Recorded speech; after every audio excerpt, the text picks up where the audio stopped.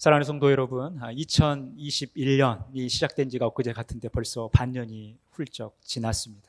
그래서 우리는 또 새로운 출발점에 서 있습니다. 우리는 2년 가까운 시간 동안 이 코로나와 함께 생활하고 있습니다.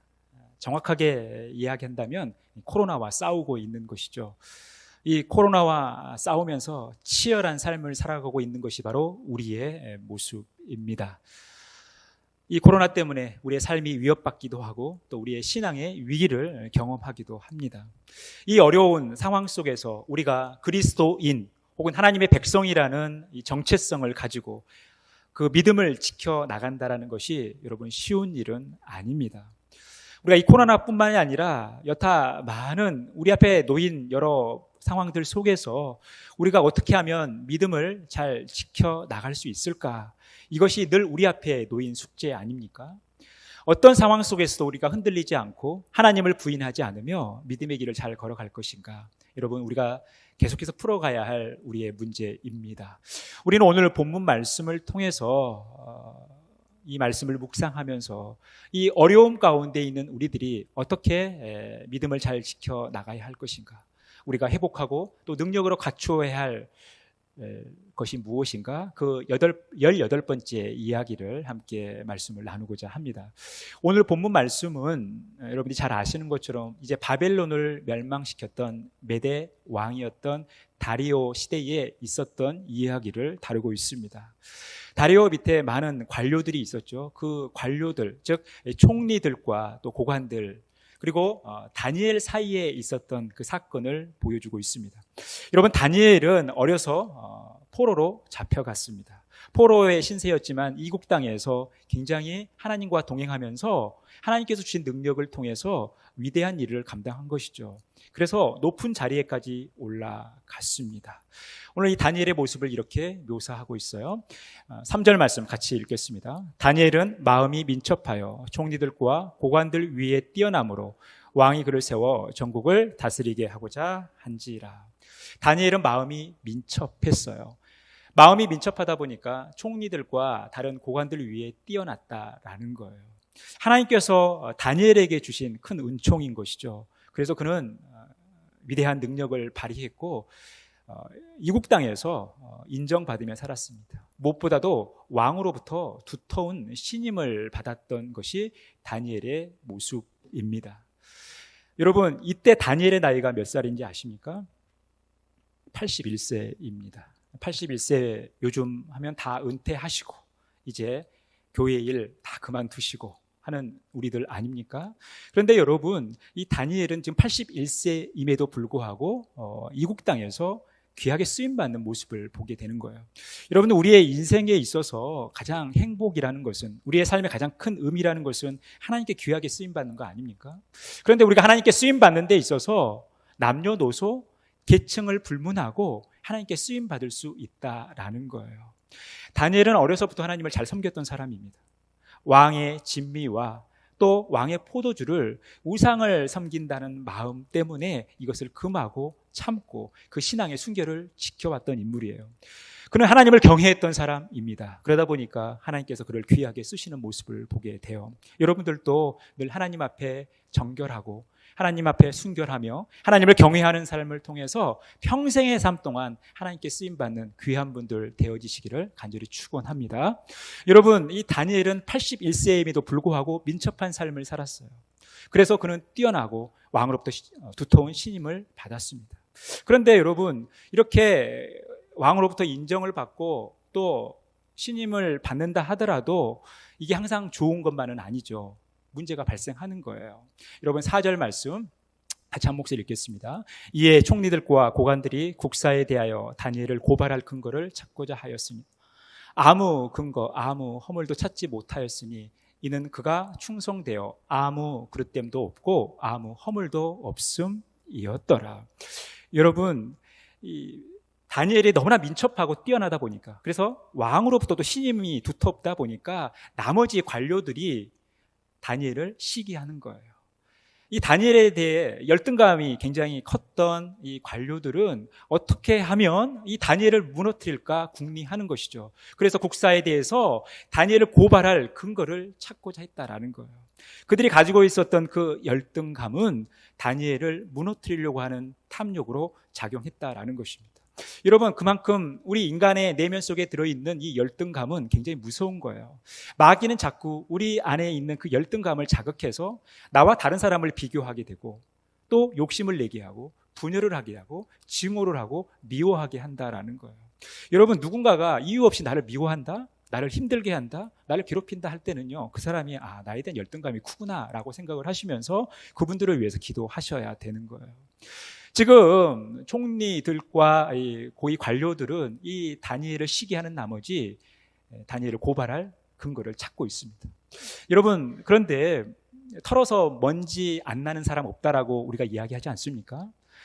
사람은 누구에게나 다 흠이 있기 때문에 털어서 먼지 안 나는 사람은 없다라고 얘기를 해요. 그런데 오늘 다니엘은 털어도 먼지가 안 나는 거예요. 그의 삶 속에서 아무리 흠을 찾으려고 하지만 그가 충성되이 살았기 때문에 어떠한 흠도 찾을 수 없다라는 거예요. 아무리 꼬투리를 잡아서 다니엘을 고소할 근거를 찾지만 그들은 찾을 수 없었다라는 거예요. 그런데 그렇다고 해서 그들이 포기하냐? 그렇지 않죠. 5절 말씀 보시면요, 그들이 이르되 이 다니엘은 하나님의 율법에서 근거를 찾지 못하면 그를 고발할 수 없으리라 하고, 다니엘의 일상의 삶과 또 그의 직무에서 그 직무를 수행하는 그 과정 속에서 어떤 흠결을 찾으려고 했지만 완벽하다시피 하니까, 다니엘에게서 어떤 흠결을 찾지 못하니까 그들이 결국 고안해낸 게 뭡니까? 하나님의 율법에서 그 근거를 찾고자 했다라는 거예요. 여러분, 참 이상하지 않습니까? 하나님을 섬기지 않는 사람들이 하나님의 율법에서 다니엘의 흠결을 찾으려고 하는 거예요. 하나님을 섬기지 않는 사람들이 하나님의 말씀에서 그 근거를 찾으려고 하는 그 아이러니한 모습을 보게 되는 거예요. 여러분, 우리 인간의 탐욕과 이 열등감은 이렇게 무섭게 바뀌는 거예요. 자기가 섬기지 않지만, 자기가 믿지 않지만 다른 신, 그 테두리 안에서 어떤 문제점을 찾으려고 하는 거죠. 하나님의 율법은 뭡니까? 하나님만을 섬기는 거예요. 하나님 외에 다른 신들을 있게 하지 않는 거죠. 하나님 외에 다른 신들을 만들거나 또 그것들에게 절하해서는 안 되는 것이 율법의 내용 아닙니까? 그래서 그들이 이 율법에서 착안해서 만들어낸 게 있어요. 그게 뭡니까? 7절 말씀이에요. 같이 읽겠습니다. 나라의 모든 총리와 지사와 총독과 법관과 관원이 의논하고 왕에게 한 법률을 세우며 한 금령을 정하실 것을 구하나이다. 왕이여, 그것은 곧 이제부터 30일 동안에 누구든지 왕 외에 어떤 신에게나 사람에게 무엇을 구하면 사자굴에 던져 넣기로 한 것이니라. 그들의 탐욕은 왕의 탐욕을 자극하는 거예요. 그래서 왕에게 아부하면서 그 탐욕을 자극해서 이제 다리오 왕 외에 어떤 신이나 사람에게 기도하는 일을, 구하는 일을 못하게 하는 거예요. 30일 동안 그 일을 못하게 하는 이 법령을 만들자고 하는 것입니다. 그래서 이 법령을 어기면 사자굴에 던져 넣기로 한 것이죠. 이것은 뭐예요? 죽이겠다는 거죠. 사자굴에 들어가서 살아남을 인간이 누가 있겠습니까? 이런 일을 그들이 저지르고 있어요. 그것뿐만이 아니라 8절 말씀에 보니까 왕이여 원하건대 금령을 세우시고 그 조서에 왕의 도장을 찍어 메대와 바사에 고치지 아니하는 규례를 따라 그것을 다시 고치지 못하게 하옵소서. 결국 이 법마저도 고치지 못하게끔 철저하게 조치를 취한 다음에 이 조서를 내리게 하는 것입니다. 여러분, 이 일로 인하여 지금 다니엘은 위기에 직면하게 된 거예요. 하나님을 섬기며 하나님께 기도하는 삶을 살아야 되는, 하나님을 향한 이 신앙의 지조를 지켜야 할 다니엘에게 내려진 이 조서는 다니엘의 삶을 위협하는 엄청난 일이었다라는 거예요. 지금 다니엘에게 엄청난 삶의 위기가 다가온 것입니다. 신앙의 위기가 다가왔다라는 거예요. 그에게 고난이 다가온 것입니다.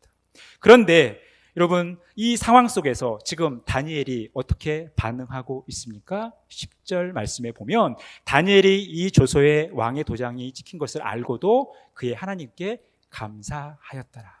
여러분, 지금 다니엘이 어떻게 하고 있어요? 하나님께 감사하고 있어요.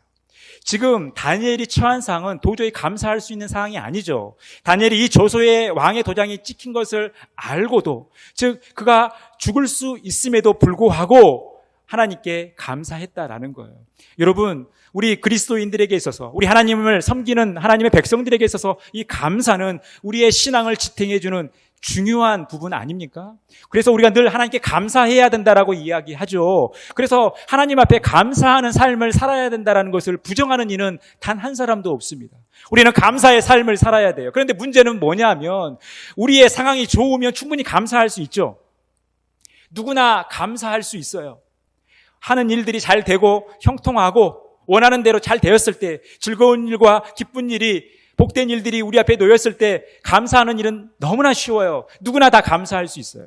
그런데 문제는 그런 상황이 갖추어지지 않는 열악한 상황 속에서, 위기 상황 속에서, 고난 상황 속에서 과연 우리가 감사할 수 있냐라는 거예요. 그런데 오늘 다니엘은 그 상황 속에서, 도저히 감사할 수 없는 상황 속에서 감사했다라고 말씀하고 있어요.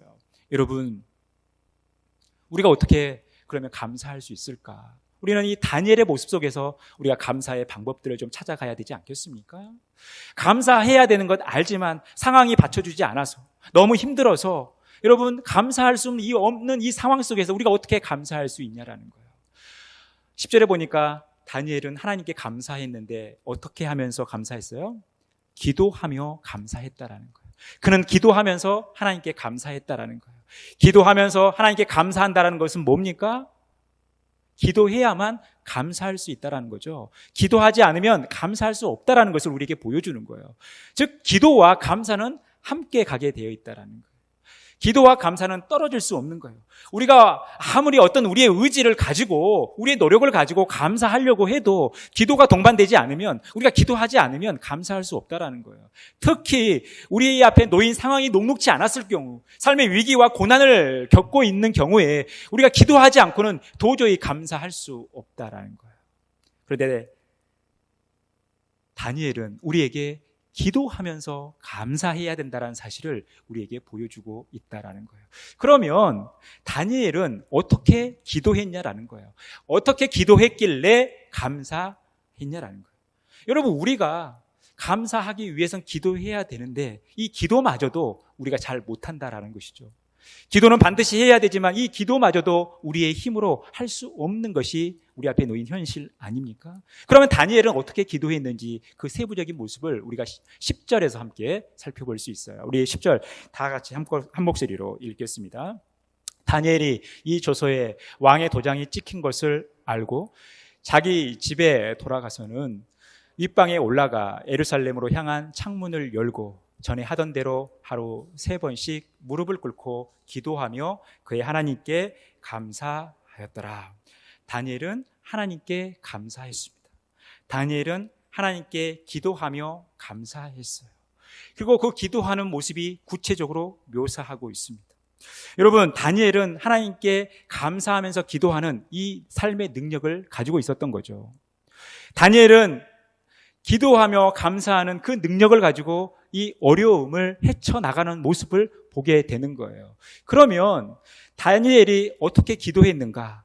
다니엘이 가지고 있었던 이 기도의 무기가 무엇이었느냐? 저는 오늘 여러분들과 함께 다니엘이 가지고 있는 이 기도의 무기를 감사를 위한 기도 코드 S4라는 제목을 함께 담고 싶은 거예요.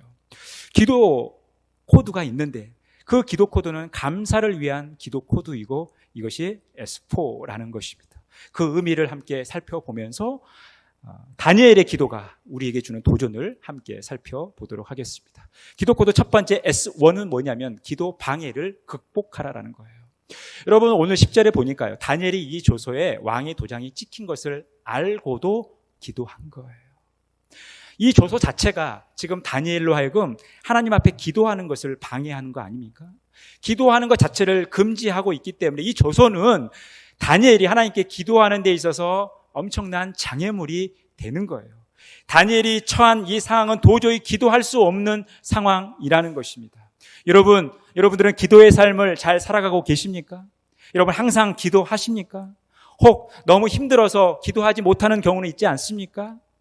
기도할 이유를 알지 못해서 기도하지 못하는 우리의 모습들이 있지 않습니까? 아무리 기도해도 하나님의 응답이 보이지 않아서 혹시 기도하려 하는 것을 포기하는 그러한 모습들이 우리 안에 있지 않습니까? 우리 안에 드는 필요성의 부재, 낙심, 염려, 이것이 우리로 하여금 기도하는데 방해가 된다라는 거예요. 그런데 오늘 다니엘은 그 기도에 방해의 요소가 있었음에도 불구하고 그것을 지금 극복하고 있는 거예요. 뛰어넘고 있는 거예요. 기도하면 안 되는 걸 알면서도 지금 기도의 자리로 나가고 있는 모습을 보게 되는 거예요. 여러분, 그래서 항상 우리에게 다가올 수 있는 이 기도의 방해 요소를 우리가 늘 극복해야 된다라는 것입니다. 늘 뛰어넘어야 된다라는 거예요. 시편 141편 5절의 시편 기자는 이렇게 고백을 합니다. 의인이 나를 칠지라도 은혜로 여기며 책망할지라도 머리에 기름같이 여겨서 내 머리가 이를 거절하지 아니할지라. 그들의 재난 중에도 내가 항상 기도하리로다. 시편 기자는 자신이 처하던 상황을 늘 긍정적으로 받아들였어요. 그리고 그에게 고난이 닥친다 하더라도, 그에게 재난이 닥친다 하더라도, 그 주변에 재난을 겪는다 할지라도 그는 항상 기도하겠다라고 고백을 하는 거죠. 그러니까 이 시편 기자에게 있어서 기도를 방해하는 요소는 그 어느 것도 있을 수 없다라는 거예요. 왜냐하면 그 기도의 방해를, 그 기도의 장애물들을 자기는 다 뛰어넘을 것이기 때문에 그래요. 사랑하는 성도 여러분, 우리 앞에 놓인 상황이 늘 좋은 상황만은 아니에요. 우리가 기도하기 늘 좋은 상황, 반드시 기도해야 할 수 있는 그런 상황만은 아니라는 거예요. 기도의 방해 요소들이 우리에게 늘 닥쳐올 수 있습니다. 그때마다 이 난관을 여러분들 극복하시기를 바랍니다. 그 난관들을 이겨내시는 여러분들의 삶이 되어지기를 간절히 축원합니다. 두 번째 기도 코드 S2는 바로 기도 시간을 확보하는 거예요. 우리 오늘 10절에 보니까요, 전에 하던 대로 하루 3번씩 무릎을 꿇고 다니엘은 기도했어요. 여러분, 전에 하던 대로 그가 기도한 건 뭐예요? 무엇을 의미합니까?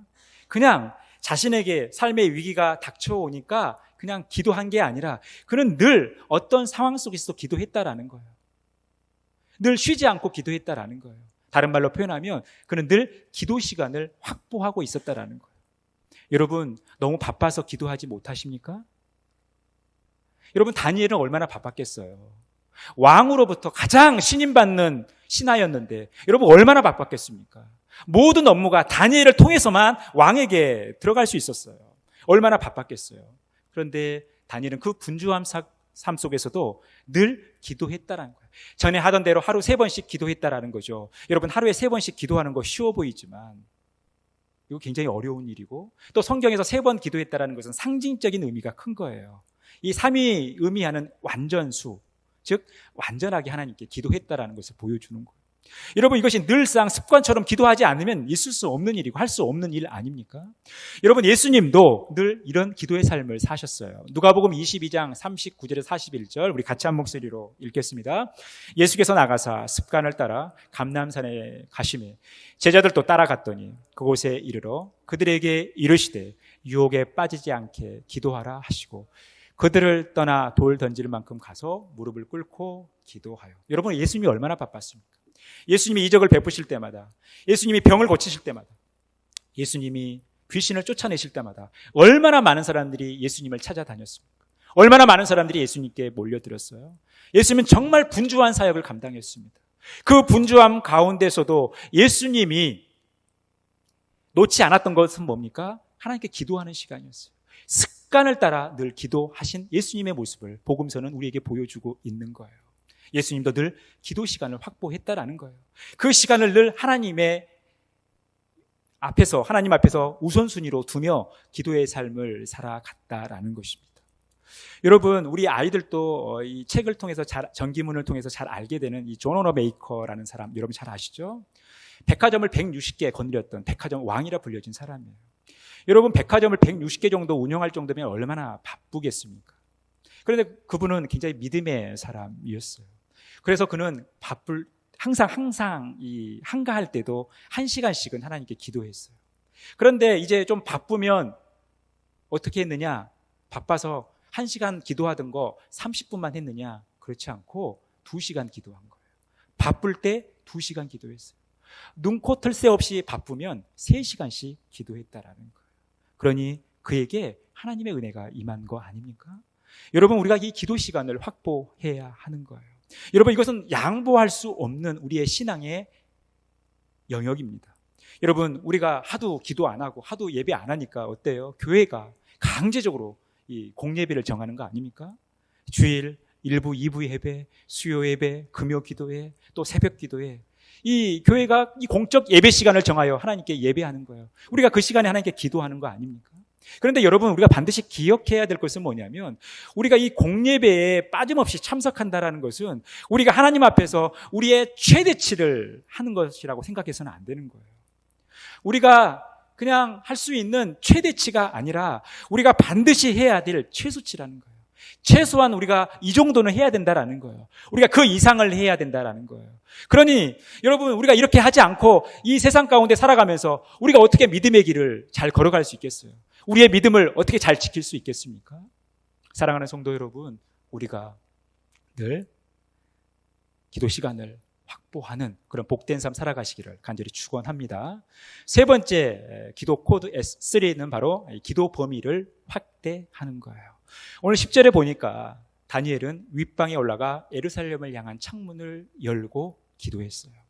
예루살렘을 향한 창문을 열었다는 건 뭐예요? 그의 생각 속에 예루살렘이 있는 것이죠. 그의 생각 속에, 그의 마음 속에는 자신의 고국이 있었던 거예요. 그리고 이스라엘 백성들이 있었던 거예요. 그들을 생각하면서 그 회복을 위해서 그는 기도했다라는 거예요. 그는 자신만을 위한 기도가 아니라, 자신의 위기를 해결해달라고 하는 기도가 아니라 늘 하나님의 백성, 자신의 고국을 위해서 기도하는 삶을 살았다는 거예요. 여러분, 이 다니엘의 기도의 범위가 얼마나 큰지를 보여주는 장면 아닙니까? 여러분, 우리가 기도의 범위를 확대하셔야 되는 거예요. 날마다 우리가 기도 범위를 넓혀가시는 저와 여러분의 복된 삶이 되어지기를 간절히 축원합니다. 예수님도 그렇게 기도하셨어요. 요한복음 17장 20절에서 21절에 보니까 내가 비옵는 것은 이 사람들만 위함이 아니요 또 그들의 말로 말미암아 나를 믿는 사람들도 위함이니 아버지여, 아버지께서 내 안에, 내가 아버지 안에 있는 것 같이 그들도 다 하나가 되어 우리 안에 있게 하사 세상으로 아버지께서 나를 보내신 것을 믿게 하옵소서. 예수님은 하나님께 기도하면서 제자들만을 위해서 기도하지 않았다는 거예요. 제자들을 통해서 나중에 예수님을 믿게 될, 하나님의 백성이 될 이 세상의 모든 영혼들을 위해 기도했다는 거예요. 여러분, 이것이 예수님의 기도의 범위였습니다. 여러분들 기도 많이 하시죠? 근데 여러분, 기도하다 보면 이 기도하는 그 시간이 1분이 1시간처럼 느껴질 때가 있지 않습니까? 내가 굉장히 많은 시간을 기도했는데 시계를 보니까 10분밖에 안 지났어요. 그래도 내가 교회의 장로고 집사고 권사인데 내가 이 정도밖에 안 되나? 아마 자괴감이 들 때가 있을 거예요. 그래서 조금 더 기도했는데 시계를 보니까 20분밖에 지나지 않았어요. 오랜 시간 하나님께 기도하고 싶은데 왜 나는 짧게 기도할 수밖에 없을까? 여러분, 이것이 보여주는 것이 뭐냐면 우리의 기도의 범주라는 거예요. 우리가 이 문제를 해결하기 위해선 우리 기도의 범위를 확대해 가셔야 된다라는 거예요. 그래서 에베소서 6장 18절에 바울도 이렇게 말씀하고 있어요. 모든 기도와 간구를 하되 항상 성령 안에서 기도하고 이를 위하여 깨어 구하기를 항상 힘쓰며 여러 성도를 위하여 구하라. 자신만을 위해서 기도하는 것이 아니라 여러 성도들을 위하여 구하라는 거예요. 여러분, 우리가 내 자신을 위해서 기도하는 거 5분, 10분이면 끝나지 않습니까? 우리 가족들을 위해서 기도하는 거 여러분 5분, 10분이면 끝나요. 우리가 이 기도의 범위를 좀 넓혀 가야 된다라는 거예요. 우리의 기도의 범위를 좀 확대해 가야 된다라는 거예요. 여러분, 비결을 알려드릴까요? 여러분들의 핸드폰을 잘 활용하시기를 바랍니다. 여러분, 이 핸드폰, 요즘 스마트폰 좋은 거 많이 나와서 유튜브만 들여다보시면 안 되고, 거기에 여러분 할 수만 있다면 많은 분들의 전화번호를 저장하십시오. 저장하시되 그냥 전화하는 목적이 아니라 그 전화번호부가 입력되어져 있는 그 이름을 기억하고 그 이름을 바라보면서 그분들을 위해서 기도하시라는 거예요. 저도 스마트폰을 보니까, 제 핸드폰을 보니까 전화번호가 한 1,400개 정도가 저장이 되어 있더라고요. 근데 이 1,400개가 저장이 되어 있다는 것은 제가 그래도 1,400명을 위해서는 기도해야 되는 거 아닙니까? 어찌됐든 간에 저와 한 번이라도 관계를 맺은 분들이니까 그분들을 잊지 않고 기도하기 위해선 이 핸드폰을 들여다보면서 그분들을 위해서 기도해야 돼요. 그런데 여러분, 이게 쉽지 않죠. 1,400명이라는 분들을 위해서 기도하는 시간이 얼마나 많이 걸리겠어요? 그러다 보니까 다 하지 못할 때가 있는데 제가 반드시 포기하지 않고 기도하는 것은 뭐냐면 엘베딜 교회라는 이 그룹 안에 들어있는 123분의 영혼을 위해서는 늘 기도합니다. 그러니까 뭐 시간 1시간 가는 게 우습죠. 그분들의 이름을 불러가면서 그분들을 생각할 때 그분들의 필요가 느껴지고 또 하나님 주신 감동이 있어 그분들을 위해서 기도하니까 이 핸드폰을 보면서 기도하니까 시간 간 줄 모르고 기도하는 거예요. 여러분, 우리가 기도 범위를 확대해 가시기를 바랍니다. 내 자신을 뛰어넘어, 우리의 가정을 뛰어넘어, 우리 교회를 뛰어넘어, 이 지역을 뛰어넘어, 이 민족을 뛰어넘어 세계 열방을 위하여 기도하는 복된 삶 살아가시기를 간절히 축원합니다. 마지막 네 번째, 기도 응답을 확신하라는 거예요. 오늘 10절에 보니까 기도하며 하나님께 감사하였더라. 여러분, 다니엘이 기도하면서 하나님께 감사할 수 있었던 건 뭐예요? 그만큼 기도 응답에 대한 확신이 있었던 거 아닙니까?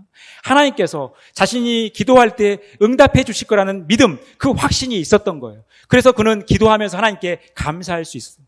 그래서 우리가 늘 기도하면서 확신을 가져야 돼요. 늘 기도 응답을 확신하면서 기도해야 된다라는 거예요. 그래야 우리가 능력 있는 기도를 할 수 있는 거예요. 예수님도 마가복음 11장 24절에서 이렇게 말씀합니다. 우리 같이 읽겠습니다. 그러므로 내가 너희에게 말하노니 무엇이든지 기도하고 구하는 것은 받은 줄로 믿으라. 그리하면 너희에게 그대로 되리라. 우리가 기도할 때 무엇이든지 다 받은 줄로 믿고 구하라는 거예요. 그럴 때 그대로 될 것을 우리 예수님은 말씀하고 있습니다. 날마다 기도 응답을 확신하며 기도하는 삶을 살아가시는 저와 여러분의 복된 삶이 되어지기를 간절히 축원합니다. 사랑하는 성도 여러분, 우리가 감사가 있는 기도를 하기 위해서, 감사를 위한 기도를 하기 위해서 우리가 갖춰야 할 게 뭡니까? 바로 기도 코드 S4예요. 여러분, 우리는 늘 기도의 장애를 극복해야 돼요. 기도 장애를 뛰어넘어야 돼요. 여러분, 우리가 기도 시간을 확보해야 합니다. 그리고 우리가 기도 범위를 확대해야 돼요. 그리고 우리는 늘 기도 응답을 확신해야 됩니다. 사랑하는 성도 여러분, 날마다 기도 장애를 극복해 가시기를 간절히 축원합니다. 여러분, 날마다 하나님께서 허락하신 그 기도 시간을 확보해 가시기를 간절히 축원합니다. 여러분들이 기도의 범위를 늘 확대해 가시기를 간절히 축원합니다. 여러분, 늘 확신이 있는, 응답에 확신이 있는 기도를 할 수 있는, 기도 응답을 확신하는 여러분 그런 기도의 삶을 살아가시기를 간절히 축원합니다. 여러분, 우리가 이것을 회복해야 돼요.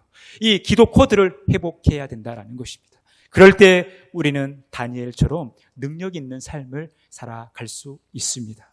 그런데 여러분, 이 기도 코드 4가지의 공통점이 있어요. 그게 무엇입니까? 이 기도 코드는 바로 하나님의 주권을 보여주고 있습니다. 여러분, 오늘 여러분 본문을 바라보시면서 조금 의아한 점을 발견하지 않았습니까? 의문점이 생기지 않았어요? 저는 제가 가졌던 하나의 의문점은 뭐냐면 다니엘이 하나님께 기도하는 거 좋죠. 그런데 굳이 이렇게 티를 내면서 기도할 필요가 있냐라는 거예요. 기도라는 것이 우리의 마음으로 기도할 수 있고 또 예수님은 은밀한 가운데 골방에 들어가서 기도하라고 하셨는데 다니엘도 여러분 충분히 눈에 띄지 않게 창문 열지 않고 기도할 수 있는 거 아닙니까? 지금 자신을 고소할 꼰수를 찾고 있는 많은 사람들이 있는데 굳이 드러내면서 기도할 필요가 있냐라는 거예요. 여러분들은 그런 의문점이 들지 않으십니까? 저만 갖는 의문점일까요? 저는 이 다니엘의 모습이 참 이해가 되지 않았던 적도 있어요. 그런데 여러분, 왜 다니엘은 그렇게 기도했냐라는 거예요. 그 이후의 결과가 그것을 보여주고 있습니다. 여러분, 다니엘은 결국 사자굴에 들어가게 됐습니다. 왜냐하면 법을 어겼기 때문에 들어갈 수밖에 없는 거죠. 사자굴에 들어갔을 때 다리오 왕도 다니엘을 보호해 줄 수 없었어요. 자기가 정한 법이니까. 도장 찍고 내린 조서이니까 왕도 어떻게 할 수가 없는 거예요. 그래서 다리오 왕이 그렇게 아끼는 신하였지만 다니엘을 위해서 할 수 있는 게 뭐였어요? 금식밖에 없었어요. 참 희한하죠. 여러분, 그때 하나님이 개입하시는 거 아닙니까? 다니엘을 하나님께서 사자굴에서 구해 주셔요. 천사를 보내서 이 사자들의 입을 틀어 막으시는 거죠. 그래서 이 죽음의 고비 속에서 하나님은 다니엘을 구해내십니다. 뿐만 아니라 다니엘을 구하는 정도에서 끝나는 것이 아니라 다니엘을 대적했던 많은 무리들을 심판에 이르게 합니다. 뿐만이 아니에요. 거기서 머물러 있지 않고 다리오 왕을 통해서 하나님의 위대하심을, 하나님의 전능하심을 많은 사람들에게 선포하게 하는 거예요. 그래서 하나님의 영광을 드러내시는 거예요. 여러분, 이것이 하나님께서 그리고 계셨던 그림이에요. 여러분, 우리가 생각하기에는 이 어려운 여건 속에서 다니엘이 용기를 내어 기도했을 때 하나님께서 철저히 보호해 주시고 다니엘로 하여금 사자굴에 들어가지 않게끔 하시는 게 우리가 생각하는 그림 아닙니까? 우리가 생각하는 기도의 모습 아니에요. 그런데 하나님은 우리의 생각과는 다르게 다니엘을 사자굴로 집어넣습니다. 그러면서 하나님께서 개입하시죠. 다니엘을 구해 주십니다. 그리고 다니엘을 대적했던 사람들을 심판하셔요. 그리고 다리오 왕을 통해서 하나님의 위대하심을 찬양하게 했어요. 여러분, 이것이 하나님의 주권적인 사역이에요. 여러분, 우리가 그래서 이 다니엘의 기도에 주목할 것이 아니라 다니엘의 기도 속에 들어있는 이 하나님의 주권적인 사역에 우리가 주목할 필요가 있는 거예요. 여러분, 다니엘이 기도의 이 장애를 극복할 수 있었던 건 뭡니까? 하나님께서 이 위기 가운데 있더라도 이 위기를 헤쳐나갈 수 있도록 힘을 주실 거라고 그는 믿었기 때문에 그 일을 극복할 수 있었던 거예요. 그가 기도 시간을 확보할 수 있었던 건 뭡니까? 그의 삶의 주인이 하나님이시기에 하나님께 늘 삶의 우선순위를 두었던 거죠. 그의 시간을 하나님께 드렸다라는 거예요. 여러분, 그가 기도 범위를 확대할 수 있었던 건 뭡니까? 하나님은 자신의 집에만 계시는 하나님이 아니라 어디에서나 편재적으로 계시는, 어디에서나 함께 하시는 그 하나님이심을 믿었기 때문에 그가 기도의 범위를 확대할 수 있었던 거예요. 그가 기도 응답을 확신할 수 있었던 건 뭡니까? 하나님께 기도할 때 하나님은 하나님의 방법으로, 하나님의 선하신 뜻대로 그 기도를 응답해 주시고 그의 삶을 선하게 인도해 주실 것을 믿었기 때문에 그가 응답을 확신하며 기도할 수 있었던 거예요. 여러분, 이것이 하나님의 주권입니다. 사랑하는 성도 여러분, 우리는 이제 2021년 반환점을 돌았습니다. 이제 지난 반년을 돌아보면 하나님 앞에 감사한 것밖에 없죠. 연약한 부분들이 있었고 우리가 실수하는 부분들이 있었고 우리의 마음을 아프게 하는 많은 일도 있었지만 그래도 우리가 이 시점에서 하나님께 고백할 수 있는 건 감사입니다. 그런데 우리가 온전한 감사가 되기 위해선 어떻게 해야 된다는 거예요? 기도와 감사가 함께 가야 한다라는 것입니다. 여러분, 골로새서 4장 2절 말씀, 기도를 계속하고 기도에 감사함으로 깨어 있으라. 기도와 감사는 같이 가는 거예요. 빌립보서 4장 6절 말씀 같이 읽겠습니다. 아무것도 염려하지 말고 다만 모든 일에 기도와 간구로 너희 구할 것을 감사함으로 하나님께 아뢰라. 여러분, 기도와 감사는 함께 가는 거예요. 여러분, 그럴 때 하나님께서 어떻게 역사하십니까? 7절 말씀 같이 읽겠습니다. 그리하면 모든 지각에 뛰어난 하나님의 평강이 그리스도 예수 안에서 너희 마음과 생각을 지키시리라. 우리가 하나님께 감사하며 기도할 때 하나님께서 우리의 마음과 생각을 지키신다라는 거예요. 여러분, 우리는 참 많은 다양한 환경을 경험합니다. 그래서 우리가 이 환경 때문에 우리의 삶이 좌우될 때도 있어요. 그런데 우리가 시간이 지나서 깨닫게 되는 건 뭐예요? 우리 앞에 놓인 문제는 환경의 문제가 아니라 우리의 마음과 우리의 생각의 문제예요. 우리가 어떤 환경 속에 있다 할지라도 우리가 어떤 생각을 품느냐, 우리가 어떤 마음을 품고 있느냐에 따라서 여러분, 우리의 삶이 달라질 수 있는 거예요. 우리가 감사하며 우리가 하나님께 기도할 때 하나님께서, 그 평강의 하나님께서 우리의 마음과 생각을 지키시는 거예요. 여러분, 이 일들을 우리가 경험하셨으면 좋겠습니다. 우리가 지난 반년을 돌아보시면서 하나님께 감사하시고 기도하시면서 감사하시고 이제 남은 반년을 바라보시면서 우리의 삶을 선하게 인도해 주실 그 하나님을 기대하며 기도하며 감사하는 삶을 살아가셨으면 좋겠어요. 이 은혜가 저와 여러분들 가운데 가득 넘치기를 간절히 축원합니다. 하나님 감사합니다. 하나님께서 저희들을 사랑하셔서 감사할 수 있도록, 또 기도할 수 있도록 은혜를 베풀어 주심을 감사합니다. 우리가 감사를 위한 기도 코드를 갖추고 늘 믿음의 여정 속에 승리하는 삶 살아갈 수 있도록 역사하여 주시옵소서. 모든 말씀을 거룩하신 예수님의 이름으로 기도합니다. 아멘.